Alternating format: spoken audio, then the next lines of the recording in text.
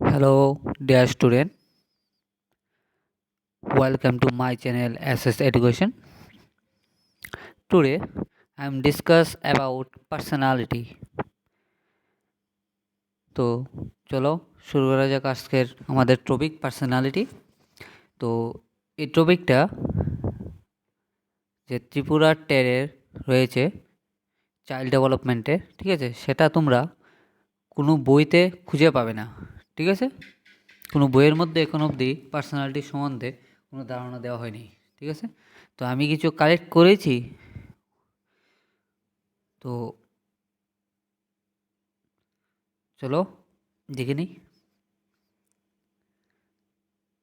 তো প্রথমে পার্সোনালিটির মধ্যে আমরা প্রথমে আসছি যে পার্সোনালিটি শব্দটা এসেছে লাতিন ওয়ার্ড পার্সোনা থেকে। পার্সোনালিটি শব্দটা এসেছে লাতিন ওয়ার্ড পার্সোনা থেকে। কী থেকে? লাতিন ওয়ার্ড পার্সোনালা থেকে, ঠিক আছে। এটা থেকে প্রত্যেকবারই এমন একটা কোশ্চেন আসে যে পার্সোনালিটি শব্দটি কোন শব্দ থেকে এসছে, লাতিন ওয়ার্ড গ্রিক ওয়ার্ড দিয়ে দেব, ঠিক আছে, এইভাবে আসে। তারপর আছে যে পার্সোনা, লাতিন ওয়ার্ড পার্সোনা থেকে এসছে। পার্সোনা মিনিং কি? তো পার্সোনা মিনিং হচ্ছে মার্কস, মার্কস, MASK, মার্কস, ঠিক আছে। তারপর আমরা আসবো যে পার্সোনালিটির উপর কয়েকজন সাইকোলজিস্টের স্টেটমেন্ট দেওয়া আছে যে পার্সোনালিটি কী, ঠিক আছে। চলো প্রথম দেওয়া হচ্ছে ওয়াটসন। আমরা সবাই জানি ওয়াটসনকে, যে জেবি ওয়াটসন, ঠিক আছে, যিনি পরিবেশবিদ ছিলেন। তো ওয়াটসনও বলছেন যে personality is A some of activities that can be discovered by actual observation over a long period of time to give reliable information. That's mean Watson বলেছিল যে পার্সোনালিটি হলো কিছু অ্যাক্টিভিটিসের সাম, মানে বা যোগফল আমরা বলি।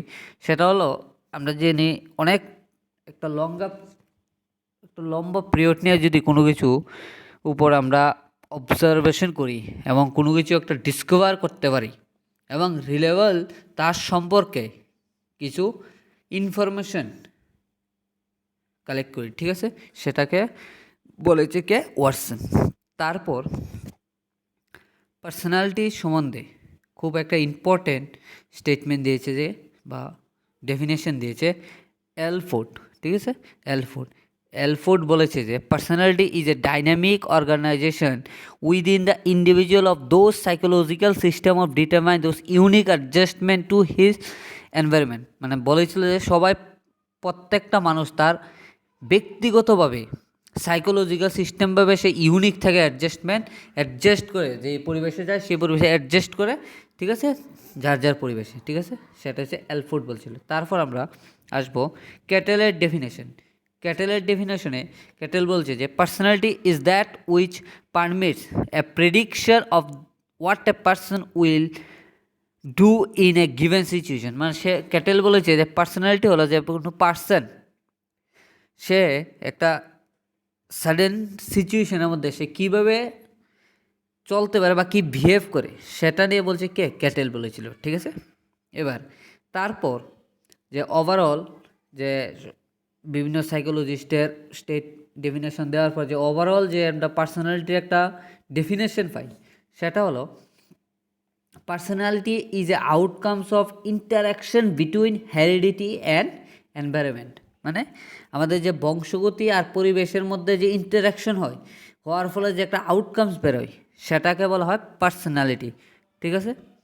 সে এখান থেকে সব যা আমি আজকে দেখালাম এখানে সবগুলোই important for TET, CTET and other state TET. Okay, so next চলে যাচ্ছি আমরা পার্সোনালিটি রিলেটেড কিছু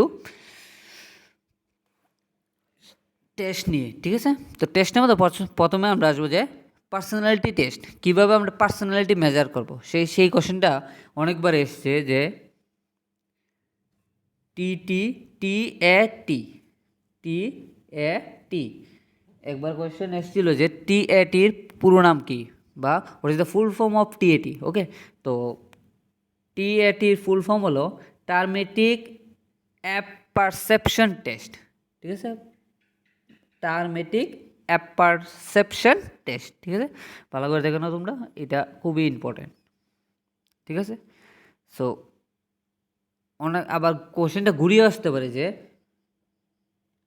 যে নিম্নলিখিত কোন টেস্টগুলোর মধ্যে কোন টেস্টটা ইউজ করা হয় পার্সোনালিটি মেজার করার লেগে। ঠিক আছে, তো কী হবে TAT। ঠিক আছে, তো TAT যে টেস্টটা, যে টার্মেটিক পারসেপশন টেস্টটা, সেটা প্রথম করেছিল যে American psychologist Henry মোসি and Christiana D Morgan. ঠিক আছে, অ্যাট হার্ভার্ড ইউনিভার্সিটির মধ্যে তো এই দুইজন সাইকোলজিস্ট, তারা আমেরিকান সাইকোলজিস্ট, তারা প্রথম এটাকে ইনভেন্ট করেছিল। ঠিক আছে, সেই যে TAT টেস্টটা হলো একটা পজিটিভ টাইপ। এই কোশ্চেনটা এক্সামে এসছে, এটা TAT টেস্টটা কী ধরনের টেস্ট। ঠিক আছে, সেটা হলো পজিটিভ টেস্ট, সেটা ডায়াগনস্টিক টাইপ, এবং সেটার মধ্যে কীভাবে টেস্ট করে সেটা ভার্বালি কিছু কোশ্চেনের মাধ্যমে, কিসের মাধ্যমে, ভার্বালি কোশ্চেন, সেটাও এক্সাম আসে যে verbal, non verbal or activities, এটা হবে ভার্বাল। ঠিক আছে, তারপর TATর বা আরেকটা ইম্পর্টেন্ট টেস্ট আছে CAT হলো যে চিলড্রেন পারসেপশন টেস্ট। ঠিক আছে, চিলড্রেন পারসেপশন টেস্ট, এটার মধ্যে ইম্পর্টেন্ট হলে CAT ফুল ফর্মটাই। ঠিক আছে, তারপর আসে HTP একটা টেস্ট। এই HTPর মধ্যে এটার মধ্যে ইম্পর্টেন্ট যেটা, সেটা হলো এই HTP টেস্টটা কে ইনভেন্ট করেছিল, সেটা করেছিল জন বার্ক অ্যান্ড গোরি। ঠিক আছে, তারপর আমরা আজকে ডিসকাস করব যে পার্সোনালিটি রিলেটেড কিছু থিওরি, মানে থিওরিজ অফ পার্সোনালিটি। তো থিওরিজ অফ পার্সোনালিটির মধ্যে প্রথমে আসছি আমরা হিপোক্রাটেসের পার্সোনালিটি থিওরি। সে বলেছিল কি, সে দিয়েছিল SMCP একটা বলে থিওরি দিয়েছিল। এবং আমরা জানি হিপোক্রেটস হলো যে ফাদার অফ মেডিসিন। ঠিক আছে, who is the father of medicine, সে হচ্ছে হিপোক্রেট। ঠিক আছে, তারপর আমরা আসবো থিওরির মধ্যে সেকেন্ড থিওরি যে কার্ল জং দিয়েছিল একটা থিওরি। সেই থিওরিটা হলো, কার্ল জংয়ের থিওরিটা হলো এক্সট্রোভার্ট অ্যান্ড ইন্ট্রোভার্ট প্রেফারেন্সের উপর ভিত্তি করে সে দিয়েছিল কার্ল জং। ঠিক আছে, তারপরে আমরা আসবো নেক্সট থিওরি, সেটা হলো শেলডমে খুবই একটা ইম্পর্টেন্ট থিওরি দিয়েছিল, সেটা হলো EME, মানে অ্যান্ড্রোমোপি, মেসোমনোপি অ্যান্ড অ্যাক্টোমোরপি। এই তিনটা জিনিস দিয়ে দেব, এক্সামে আসতে পারে EMEর পুরো নাম কি। ঠিক আছে, তারপর দেখে নাও তোমরা, স্ক্রিনশট করে রাখতে পারো তোমরা ভিডিও থেকে। তারপর আসবে থিওরির নেক্সট থিওরি আসবে যে কার্ল মেফার দিয়েছিল একটা থিওরি LPAD। তারপর আমরা আসবো মোস্ট ইম্পর্ট্যান্ট থিওরি, যেটা অনেকবার এক্সামে এসছে, ত্রিপুরা এসছে, সিটেটও এসছে, এবং আদার্স যে ওয়েস্ট বেঙ্গল টেস্টের মধ্যে একবার এসছে টেটের মধ্যে। ঠিক আছে, সেটা হচ্ছে ফ্রাইডম্যান অ্যান্ড রোসম্যানের থিওরি। যে জাস্ট সিম্পলি একটা কোশ্চেন দিয়েছিল যে ABCD পার্সোনালিটি থিওরি কে দিয়েছে, অপশন দিয়েছিল অনেকগুলো, তার মধ্যে এটা অপশনটা হবে ফ্রাইডম্যান আর রোসম্যান দিয়েছিল। ঠিক আছে, সো আমি আজকে যতটুকু ডিসকাস করেছি প্রথম থেকে পার্সোনালিটি সম্বন্ধে, তোমরা একটা স্ক্রিনশট করে রাখো। সেটা আশা করছি এতটুক থেকেই পার্সোনালিটি থেকে যে কোশ্চেন আসে, একটা বা দুইটা প্রত্যেকবার আসছে, দুইটা তো আসবেই, সেই এখান থেকেই আসবে, এতটুকু আমি গ্যারান্টি দিতে পারি। ঠিক আছে, চলো আমরা দেখা হবে আমাদের নেক্সট ভিডিও নিয়ে। তাহলে তোমরা সবাই বাড়িতে সুস্থ থাকো এবং প্রিপেয়ার হতে থাকো টেট এক্সামের জন্যে। Best wishes to all of you. Thank you.